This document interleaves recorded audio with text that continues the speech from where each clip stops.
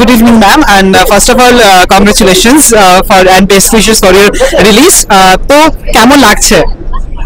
এখন তো একটু একটু নার্ভাস লাগছে, একটু এক্সাইটেড লাগছে, সব মিলিয়ে যেরকম হয় রিলিজের আগে লোকের ভালো লাগবে, তো আশা করছি ভালো লাগবে। অঞ্জন দাকে তুমি ডিরেক্ট করেছো, ঠিক আছে, অঞ্জন দাকে তুমি ডিরেক্ট করেছো, এখন তুমি কো অ্যাক্টর হিসেবে কাজ করছো, মানে এই জার্নিটাকে কিভাবে ফিরে তাকালে যুগান্ত থেকে এখন অব্দি যদি দেখো, তো জার্নিটাকে কিভাবে ব্যাখ্যা করবে? সেটা আমার মনে হয় যে অঞ্জন চিরকালই ভালো অ্যাক্টর, বয়সের সঙ্গে সঙ্গে আরো ম্যাচিওর করেছে, অভিজ্ঞতার সঙ্গে সঙ্গে আরো ম্যাচিওর করেছে। আমার তো খুব, আমি ওয়েট করেছিলাম কবে অঞ্জনের সঙ্গে একটা অভিনয়ের সুযোগ হবে, সেটা হলো, সেটা একটা মস্ত বড় প্রাপ্তি। আর পরমদা তোমাকে ডিরেক্ট করলে, তো পরমদার সঙ্গে কাজ করার অভিজ্ঞতা যদি কিছু, একটা সুইট মেমরি যদি কিছু বলো। ভালো, পরমের সঙ্গে কাজ করার অভিজ্ঞতা খুবই ভালো। পরম আমাদের অনেকখানি স্বাধীনতা দিয়েছিল যাতে আমাদের অভিনয়টা স্বতঃস্ফূর্ত হয়, অথচ তার নিজের কন্ট্রোলে রেখেই সেই স্বাধীনতাটা দিয়েছে।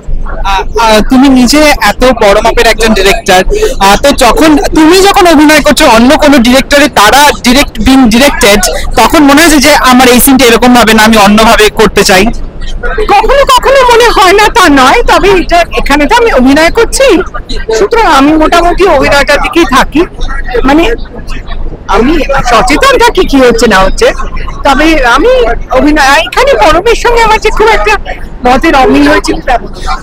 দুর্দান্ত একটা টিম, পরম আমার খুবই কাছের মানুষ, সেম গোজ উইথ অপর্ণা দিয়ে, রিনা দিয়ে এবং অঞ্জন দা, দুজনই আমার খুব কাছের মানুষ হয়েছে, যিনি প্রডিউসার ছবিটার মধ্যে, তো সবাই ইজ লাইক এক্সটেন্ডেড ফ্যামিলি। এবং এই রাত তোমার আমার ওনাকে আমি দেখছিলাম, আমার ভীষণ ভালো লেগেছে। ওনাকে যেদিন রিলিজ হবে সামনের সপ্তাহ থেকে, মানে ফ্রাইডে থেকে রিলিজ হচ্ছে, তো please do give the chance. খুব ভালো, খুবই ভালো।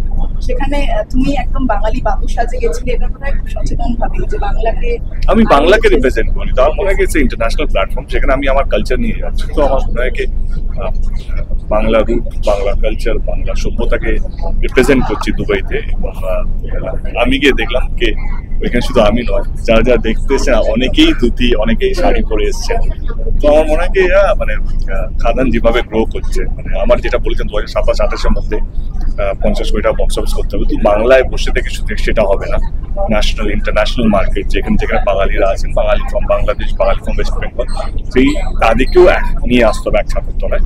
তো এটাই আমার চেষ্টা, কি যখন দুবাই হচ্ছে, আমার দুবাইতে যাওয়ার পর আমরা ওমানে রিলিজ করছি, সৌদি আরবিয়া রিলিজ করছি, আবুধাবি রিলিজ করছি সামনের সপ্তাহ থেকে, তো অনেকগুলো মার্কেট খুলছে, অনেকগুলো মানুষ জানতে পারছে যে বাংলা ছবি এত ভালো হচ্ছে, বাংলা ছবি দেখা উচিত।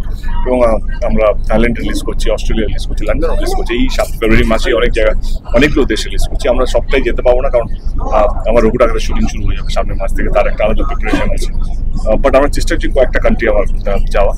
বাট আই এম হ্যাপি কে যে স্বপ্নটা দেখেছিলাম যে মার্কেট এবারে বড় করতে হবে, এবারে আলোচনা শুরু করতে হবে, বাংলা ছবিও পারে, মানে অন্যান্য ভাষার ছবি যেভাবে, তারপরে যেভাবে তাদের স্ক্যান্ডার্স, যেভাবে তাদের স্কেল, যেভাবে তাদের মাউন্টিং নিয়ে আলোচনা হয়, সেখানে আমরাও যেন আলোচনার মধ্যে থাকতে পারি, আমরাও যেন ডিবেট করতে পারি, সেটা কোথাও যেন খাদানের মাধ্যমে সেই ডিবেট, সেই আলোচনার মধ্যে আমরা অংশ নিতে পারছি। দেখো রিনাদি বেসিক্যালি এখন ডিরেকশনই দেন, ঠিক আছে, হ্যাঁ, রিনাদি এখন ডিরেকশনই দেন, অঞ্জন দাও ডিরেকশনই দেন, কিন্তু এবার মানে ভাইস ভার্সা হয়ে গেছে, যিনি অ্যাক্টিং করেন তিনি এখন ডিরেক্টরের রোল চেয়ারে আর বাকিরা অ্যাক্টরের চেয়ারে, তো মানে এটা কি দর্শককে এক্সাইট করবে বলছো? ডেফিনেটলি।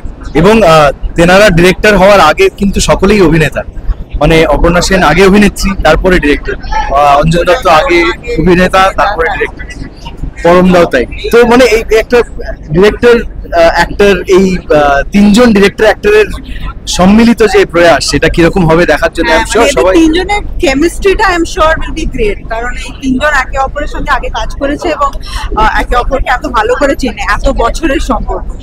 সো সবাই লাস্ট যদি দর্শকদের কিছু বলে দাও। দর্শকদের বলবো, আমার ধারণা, আমার ট্রেলার দেখে তো অন্তত মনে হয়েছে একটা দারুণ কিছু হতে চলেছে, একটা ভীষণ সোল স্টারিং কিছু হতে চলেছে, তো আমি ছবিটা দেখি, তারপরে প্রপারলি দর্শককে বলতে পারবো।